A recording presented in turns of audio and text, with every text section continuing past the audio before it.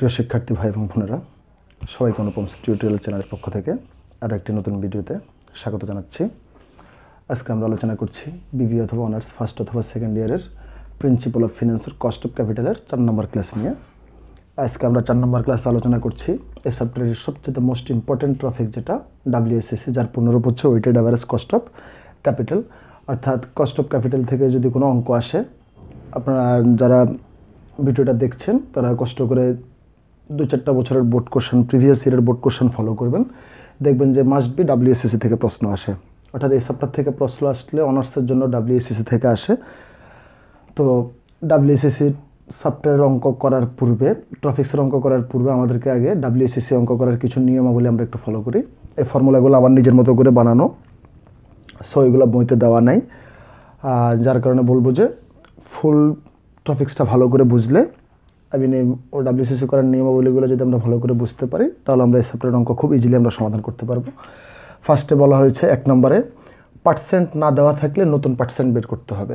তো আমরা WSSC অঙ্ক করতে গেলে যেমন আমরা এই চ্যাপ্টারের টপিক্স হচ্ছে 4টা টপিক্স আমরা করেছিলাম। একটা হচ্ছে ড্যাব বা ডিভেঞ্চার, একটা হচ্ছে প্রিফারেন্স শেয়ার,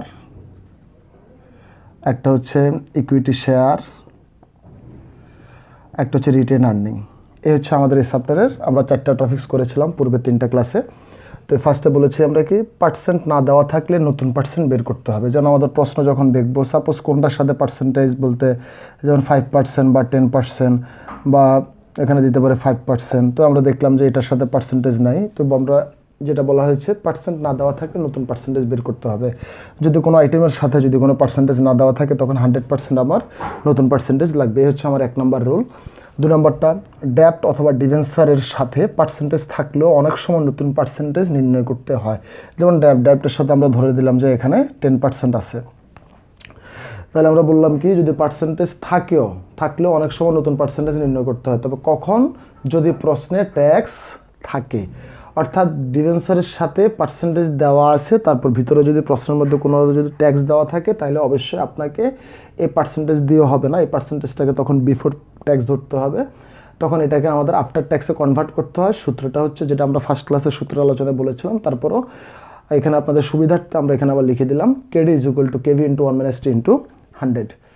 3 নম্বর যে রুলটা সবচেয়ে মোস্ট ইম্পর্ট্যান্ট, কোনো নামের পাশে পার্সেন্টেজ থাকা সত্ত্বেও, যেমন এখানে সাপোজ দেখলাম যে পার্সেন্টেজ আছে, এখানেও পার্সেন্টেজ আছে, এখানেও পার্সেন্টেজ বললো কি পার্সেন্টেজ থাকা সত্ত্বেও যদি প্রশ্নে উক্ত হিসাব সংক্রান্ত কিছু লেখা থাকে তখন নতুন পার্সেন্টেজ নির্ণয় করতে হবে। সাপোজ আমরা দেখলাম যে প্রিফারেন্স শেয়ারের সাথে পার্সেন্টেজ আছে, যদি ভিতরে যদি প্রিফারেন্স শেয়ার রিলেটেড যদি কিছু বলা থাকে তখন প্রিফারেন্স শেয়ারের ক্ষেত্রে তখন নতুন পার্সেন্টেজ নির্ণয় করে অঙ্ক সমাধান করতে হবে।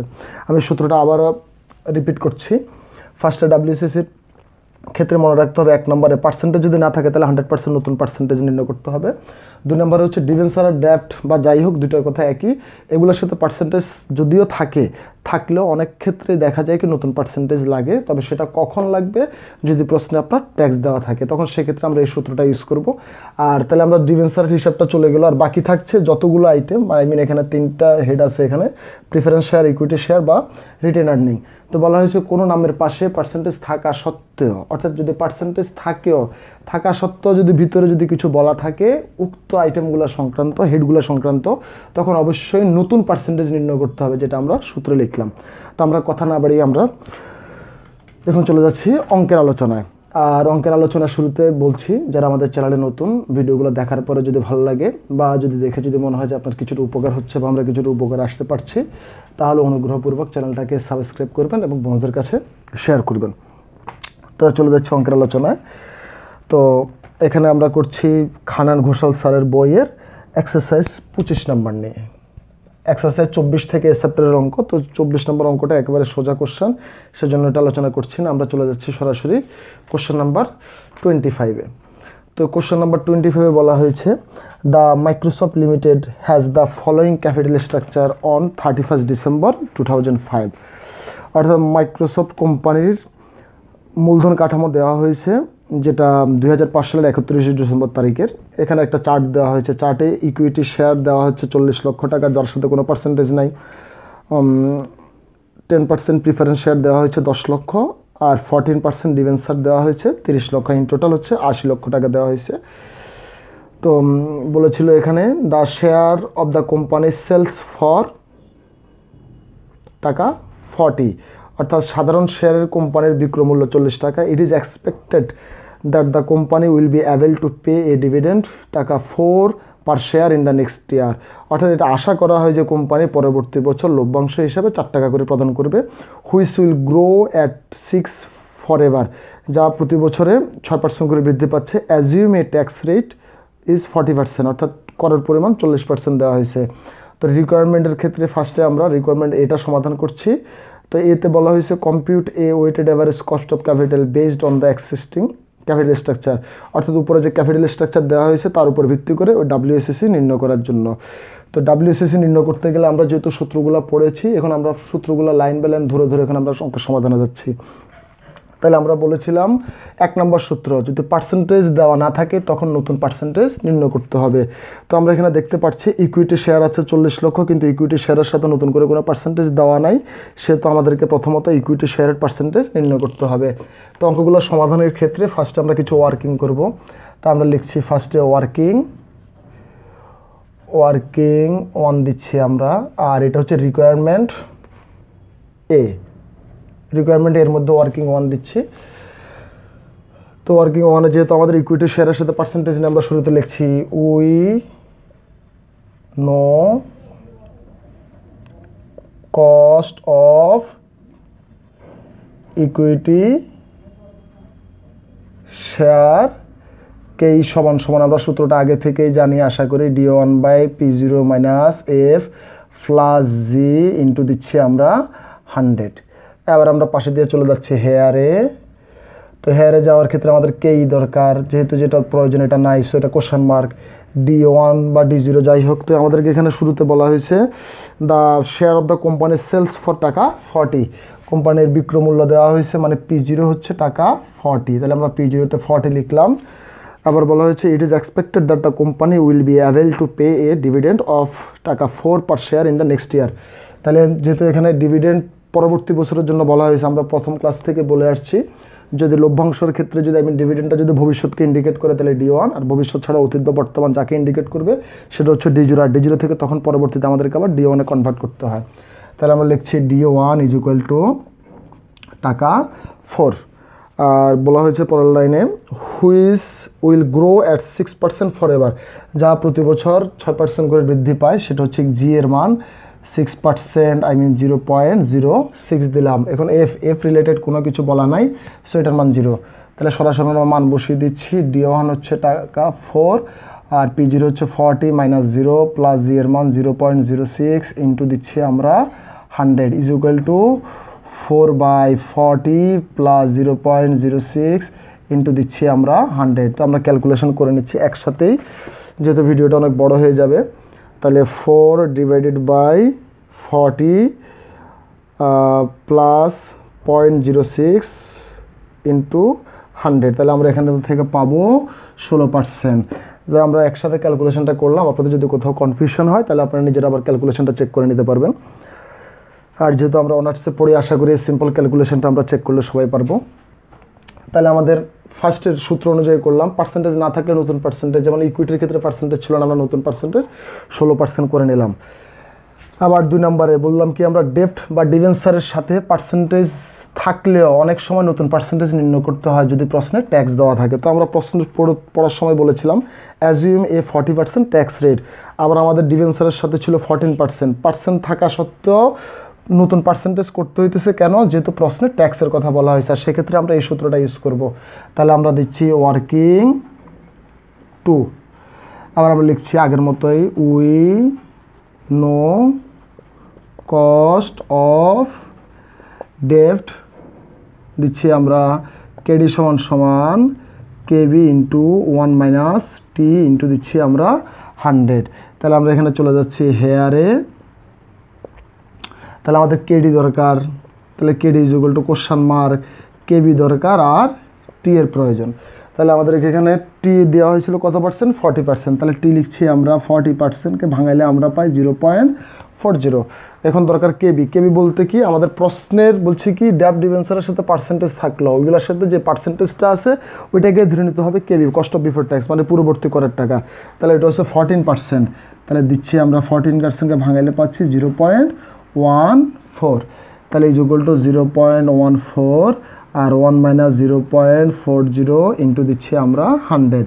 তাহলে 0.14 ইন্টু 0.60 ইন্টু 100, তাহলে 6 14 84, 8.4% আসবে।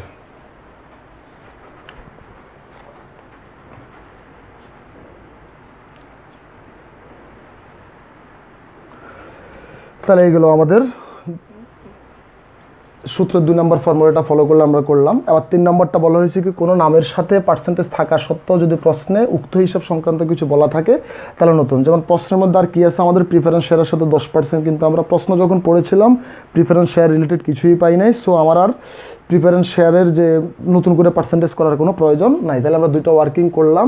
এবার আমরা চলে যাচ্ছি আমাদের অঙ্কের বাকি অংশে।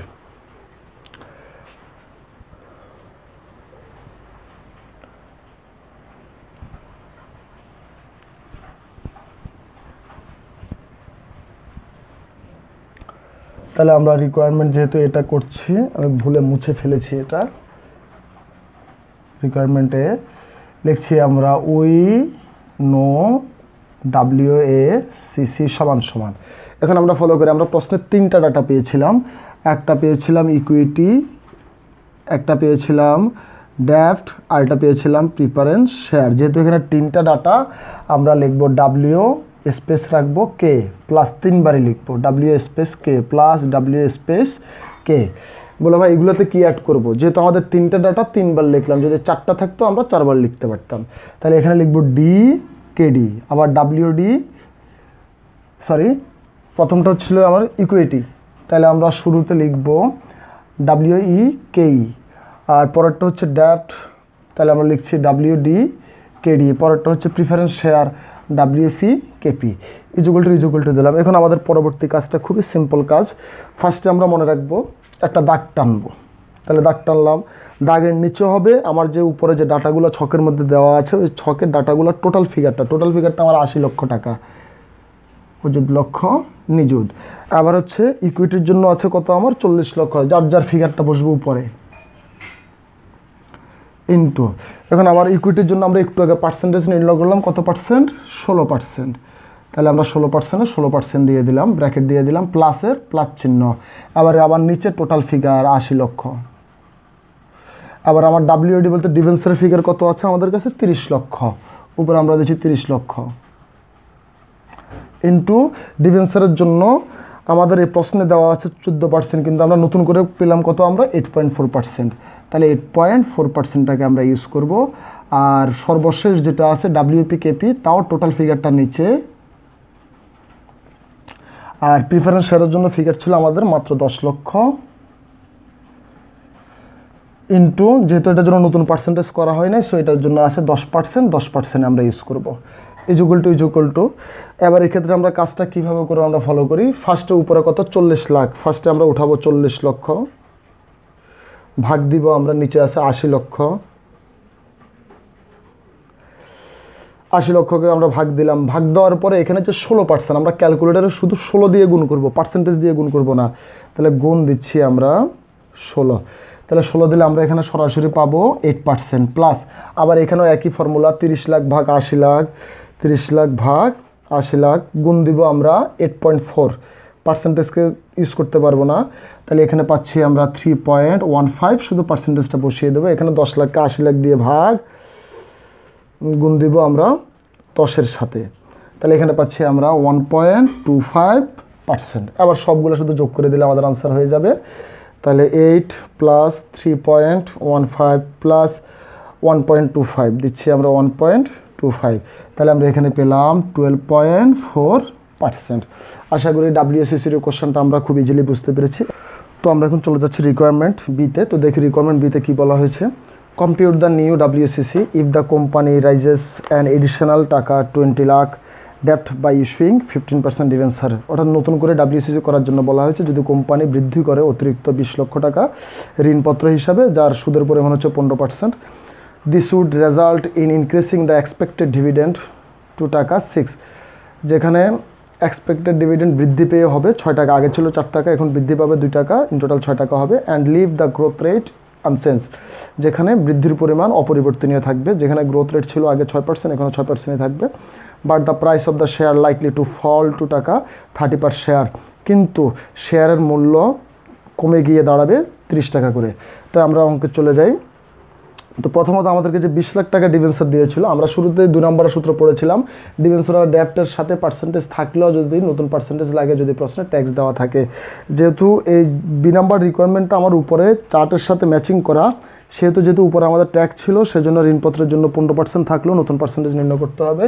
তাহলে আমরা শুরুতে লিখছি W1, আই মিন ওয়ার্কিং 1, লিখছি আমরা উই নো কস্ট অফ ডেপ্ট, I mean KD is equal to KB into 1 minus T into আমরা দিচ্ছি 100। তাহলে যাচ্ছি এখানে হেয়ার, তাহলে KDর দরকার KD কোশ্চান মার্ক, KBর দরকার T এর দরকার, T আমাদের আগে যা ছিল 40% is equal to 0.40, R KB বলতে এখানে যে 20 লাখ নতুন করে আনা হয়েছে এর সাথে যে 15%, এটা হচ্ছে KB, মানে cost of before tax is equal to 0. আমরা দিচ্ছি 15, তাহলে 0.15 1 minus 0.40 ইন্টু 100, তাহলে 0.15 ইন্টু 0.60 ইন্টু দিচ্ছি আমরা 100, তাহলে 6.90, আই মিন এখানে 9% দাঁড়াবে। তাহলে আমরা ওয়ার্কিং 1টা করলাম। যেহেতু এখানে the would result is increasing dividend, ডিভিডেন্ডের কথা বলে দিয়েছিল 6 টাকা, তাহলে নতুন করে আমাদের সাধারণ শেয়ারের জন্য আবার ব্যয় নির্ণয় করতে হবে। তাহলে চলে যাচ্ছি আমরা ওয়ার্কিং 2তে, লিখছি আমরা we know cost of equity share, equity share K সমান D1 by P0 minus F plus G into দিচ্ছি আমরা 100। তাহলে আমরা হেয়ারে যাচ্ছি, K সমান দিচ্ছি কোশ্চান মার্ক, আবার দরকার আমাদের, তাহলে বলেছিল শুরুতে ধরা এক্সপেক্টেড ডিভিডেন্ড টাকা 6, যেখানে D1 দিয়ে দিয়েছে, আগে ছিল 4 টাকা, এখানে হবে 6 টাকা, তাহলে আমরা শুরুতে লিখছি টাকা 6। এরপরে তারা দিল যে গ্রোথ রেট আনচেঞ্জ, তার মানে জি এর পরিমাণ আগে যা ছিল 6%, এখানেও 6%ই থাকবে, তার মানে 0.06। আর তারা বলেছিল শেয়ারের মূল্য লাইকলি টু ফল টাকা 30 পার শেয়ার, শেয়ারের মূল্য কমে গিয়ে দাঁড়াবে 30 টাকা, তার মানে P0 ইজ ইকুয়াল টু টাকা 30, আর এফের পরিমাণ কিছু বলা নাই, সো এটা 0। তাহলে আমরা D1 লিখছি আমরা 6, আর P0 হচ্ছে 30 মাইনাস 0 প্লাস 0.06 ইন্টু দিচ্ছি আমরা 100, তাহলে 6/30 প্লাস 0.06 ইন্টু দিচ্ছি আমরা 100। তো আমরা ক্যালকুলেশনটা করে নিচ্ছি, দেখি কত হয়। তার মানে এখানে হবে 6/30 যোগ 0.06 ইন্টু দিচ্ছি আমরা 100, তার মানে এখানে দাঁড়াবে আমাদের 26%।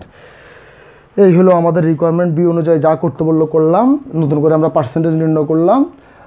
তাইলে আবার আমরা অঙ্কের সমাধানে যাব। তো অঙ্কের সমাধানে যাওয়ার ক্ষেত্রে আমরা একটা জিনিস ফলো করি, আমাদের ফার্স্টের রিকোয়ারমেন্ট এ অনুযায়ী যা ছিল বিতে আইসা শুধু তারা আমাদেরকে বলছে নতুন করে 20 লাখ টাকা ঋণ আনতে হবে, আর কোনো কিছু তারা আমাদেরকে পরিবর্তন করা বলে নাই।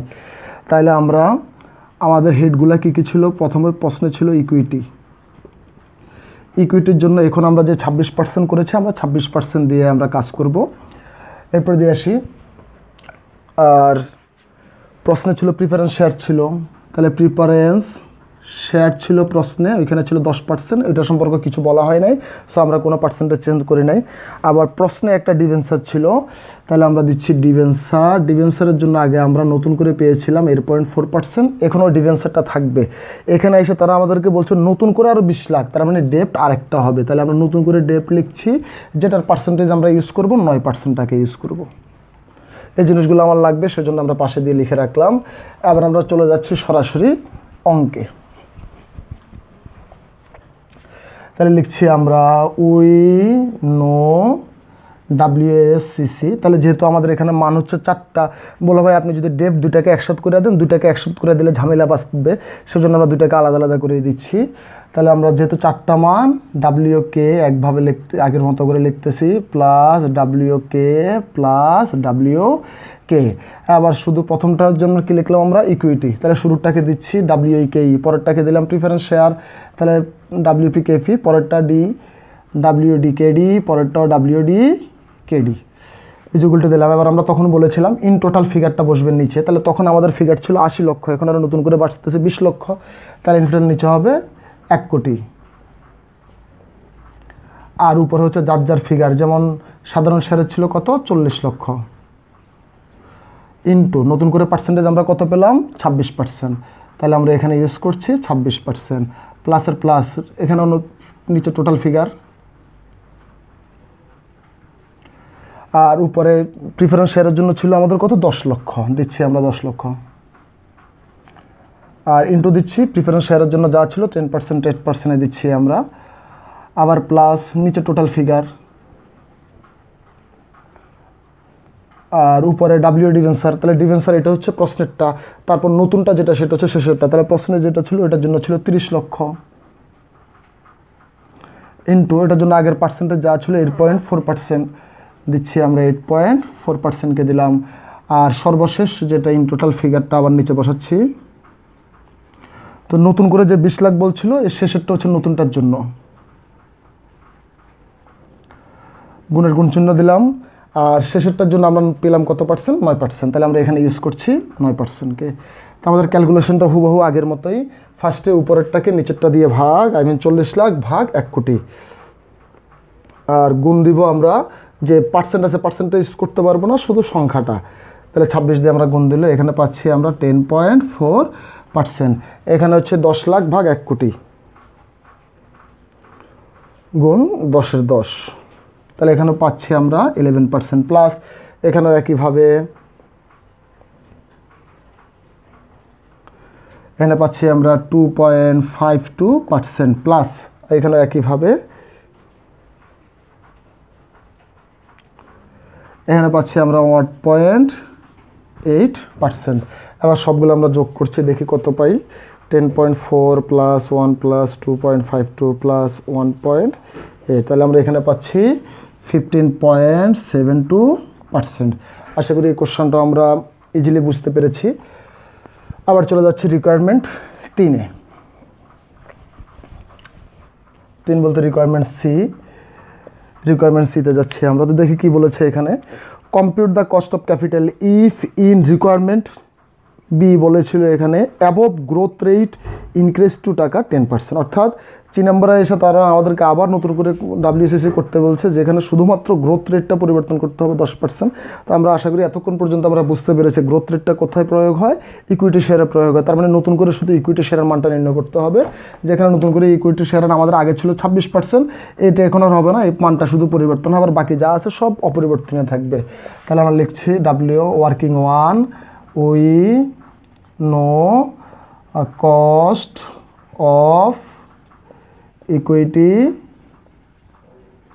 শেয়ার কেই সমান সমান D1/P0 মাইনাস এফ প্লাস জি ইন্টু দিচ্ছি আমরা 100, তাহলে আমরা পাশে দিয়ে চলে যাচ্ছি হেয়ারে, তাহলে কেই তো দেওয়া নাই কোশ্চেন মার্ক, আর এখানে তারা বলেছিল শুধুমাত্র বলছে গ্রোথ রেট ইনক্রিজ টু টাকা 10, শুধুমাত্র জি এর পরিবর্তন, জি এর মানটা চেঞ্জ হবে, তাহলে জি দিচ্ছি 10% ইজ ইকুয়াল টু 0.10, আর বাকিটা আমাদের রিকোয়ারমেন্ট বিতে যেমন ছিল এখানে তাই থাকবে।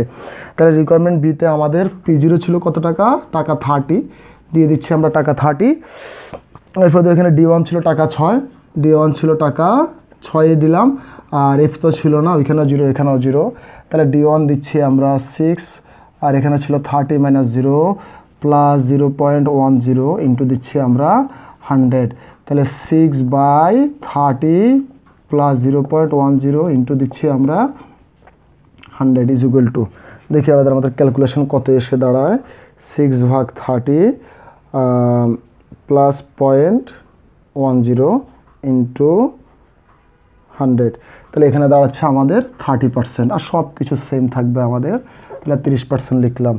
আবার আমরা চলে যাচ্ছি সরাসরি সমাধানে, তাহলে লিখছি আমরা উই নো WSCC সমান সমান, যেহেতু 4টা ডাটা 4বারে লিখতে হবে, তাহলে WE KE plus WP KP plus WD KD plus WD KD এই যোগফলটা টোটাল ফিগার নিচে নিযুত কোটি ইন্টু এখানে হবে 30% হবে আর উপর হচ্ছে 40 লাখ প্লাসের প্লাস আর প্রিফারেন্স শেয়ারের জন্য ছিল 10 লাখ ইন্টু এটার জন্য পার্সেন্টেজ যা আছে তাই 10%ই হবে প্লাস ডিফেন্সারের জন্য ছিল আমাদের 30 লাখ প্রশ্নে যেটা ছিল পুরাতনটা ইন্টু এটার জন্য পার্সেন্ট ছিল 8.4% দিচ্ছি আমরা 8.4% আর সর্বশেষটা এটার জন্য ছিল ডিফেন্সার নতুনটার জন্য ছিল 20 লক্ষ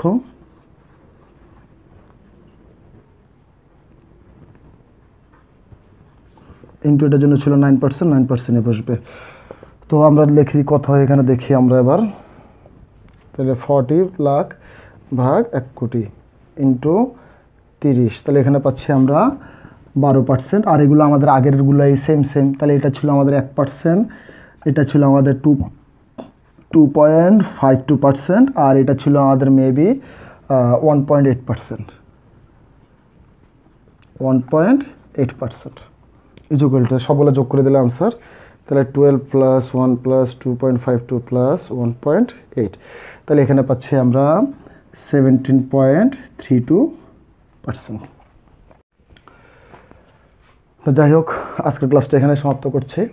যারা আমাদের ক্লাসটি বুঝতে পেরেছেন বা কিছুটা উপকৃত হলে অবশ্যই চ্যানেলটাকে সাবস্ক্রাইব করবেন এবং লাইক কমেন্টস এবং বন্ধুদের কাছে শেয়ার করবেন। আর যদি বুঝতে সমস্যা হয় তাহলে অনুগ্রহপূর্বক কমেন্টস করবেন। আর সবাই ভালো থাকবেন, সুস্থ থাকবেন। দেখা হবে পরবর্তী নতুন কোনো একটা ভিডিওতে। ধন্যবাদ সবাইকে।